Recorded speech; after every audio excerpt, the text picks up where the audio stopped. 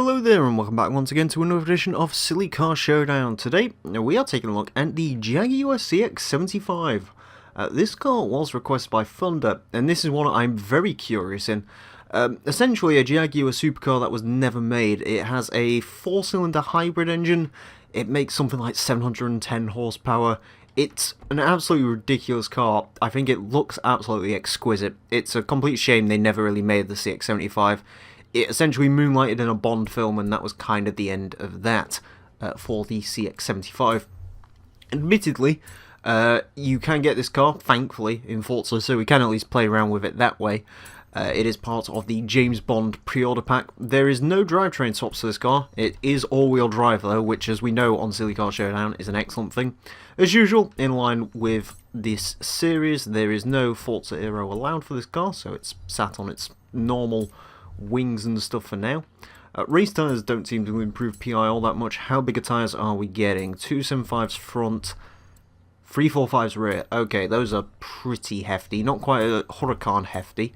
But, you know, if this does drive well, then that Huracan could potentially have some company. It really does depend how well this one drives, though. We are leaving it on stock suspension. Apparently we can get a roll cage in it, though, so that's something. Weight reduction. Jesus, yeah, that is actually going to reduce a fair bit of the weight. Also worth pointing out, I couldn't find a livery for this thing for ages. And then finally I saw this Castrol one and snapped it up. It's actually a pretty cool looking livery. Anyways, yeah, that PI is climbed quite nicely. 1,279 horsepower, 1,060 foot-pound torque, 3,227 pounds weight. 2.5 seconds to 60, 237 miles per hour top speed. Yeah, that is pretty good, it has to be said. So the question is, I'm not saying this is a serious Huracan competitor. I honestly can't tell you, but because I mean, it could be, it couldn't be. It really depends on how it drives. That being said, though, there is certainly potential for the CX-75. So we will have to see what it does when it hits the track. Well, here we are in sunny, did I say sunny? I meant snowy Edinburgh, with the Jaguar C-X75. I can't wait to drive this. I'm very, very curious. Anyways, as usual, it is going to get 5 laps to set the best time it possibly can. Our current leader is the Lamborghini Huracan V12 GT, which set the time on 1:45.743. Well, I don't know if this is going to get if this is going to beat that. I would like to think it's within a shot of doing that. So our target is the 1:35. Failing that, if it can get sort of somewhere between the X5 and the Huracan, I will be very happy. Also, this thing revs to like 10k, which I love. The CX-75 truly is a mental car. I really wish Jaguar would have built this. This may have very well put Jaguar sort of firmly back on the map and firmly into the supercar world. Of course, since the development of this, they used the design language, I believe, for the F-Type in the end. So something good did come out of it, but ultimately the CX-75 is a very cool car, which I do like a lot. It was the car Big Dave Daddy Batista drove in James Bond Spectre, I believe. I only watched that film for the car chase and Dave Batista, and I only saw his bits in it, so there you go. The man who had his nose ring pulled out at this year's WrestleMania, if anyone caught that. I have no idea how many people are wrestling fans out there. Why do you care? It's Silly Car Showdown. You want to find out about how the Jaguar drives. First impressions are very good, however I do desperately need to get used to this. It has much better brakes than I'm used to in this series. A 141.124 on its first lap out is a promising sign. It's not a sign it's a done deal though, because again, 4-wheel drive doesn't mean it gets a decent launch, especially with that hybrid system. I'm assuming sort of torque-wise it's all very low down, as you'd expect a hybrid to be. Handling is very solid. Very solid. No real complaints about the way this thing turns in. Little hints of understeer. It's not the lightest spring chicken in the book. There are definitely lighter supercars out there. Of course, this thing is relatively advanced, four-wheel drive hybrid, the lot. So I guess we can expect this thing to weigh a little bit more than your conventional supercar would. But nevertheless, I mean, the power should make up for it. In terms of between this and the Huracan, I believe this is making a lot more torque than the Huracan. Power-wise, I'm not 100% sure. They may be part and parcel. And tyre-wise, the Lamborghini does have it beat front tyre-wise, and of course the Lamborghini did benefit from front downforce thanks to its wide body kit. However, you got to remember, the Jaguar doesn't have, as much as the Jaguar doesn't have that, it does mean straight line speed-wise, it should be better off for not having that encumber it. So it'll be interesting to see. A 137.331. Well, at the very least, my prediction about it. Don't fuck you. I knew I missed that checkpoint. Irritating. Anyways, and that's even more irritating. I have no idea what the fuck I just hit. Yeah, 137.331. And it does put it bang square in the middle of the X5 and the Huracan. So yeah, I think if I get a really clean lap out of this, it'll be within a earshot. I just don't think it's quite as... It's not quite there.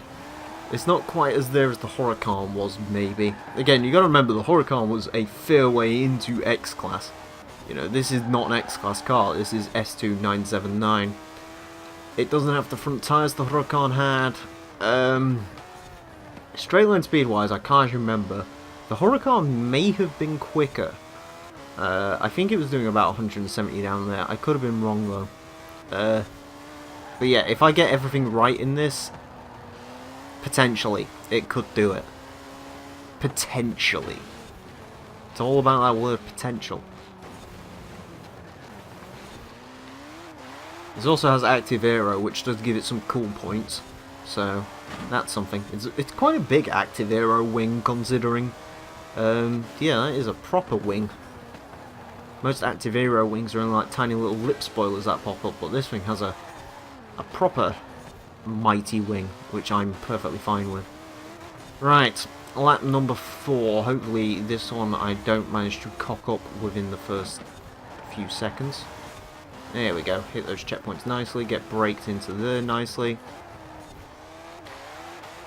First gear does induce a little bit of spin, hit a few of those weird bumps in that corner. I think the Huracan might have got some of those bits up. I think the brakes are better than they were in the Huracan, from what I remember. I don't really remember all that much of the Huracan, other than it was very, very fast. Obviously. It has actually been a good couple of months since I recorded the Huracan episode, so yeah. Ooh, there we go. That was very nice on there. That was an exquisite entry onto this. That might have been the best entry I've seen. It does like to get a little bit sideways, sort of coming out of certain turns. I'm going to attribute that to the higher torque figure. Because, yeah, it's not like invasive or anything like that. It's not a bad thing when it does it, but it is something that is very worth pointing out about the big C-X75. A little bit of over rev. It's not bad. This feels like a very good lap. Feels like a very quick lap. Blast it, come on. 136.697. I don't know if I could get any more out of the CX. That lap was pretty much bang on what you want. But you never know. All hope is not gone. It's just looking slightly more unlikely than it was. I don't think it's going to do it. I really don't. The problem is, the Lamborghini is just that little bit better in every single aspect. You know, it is that little bit better. There is no denying that. As much as I love the Jag to walk away with the title, it's just not quite as there as the Huracan was. Do not get me wrong, this is an incredible car to drive. If you haven't driven the CX75 yet, you have my recommendation too. It is a very good car, no denying that, but it's just not quite Huracan.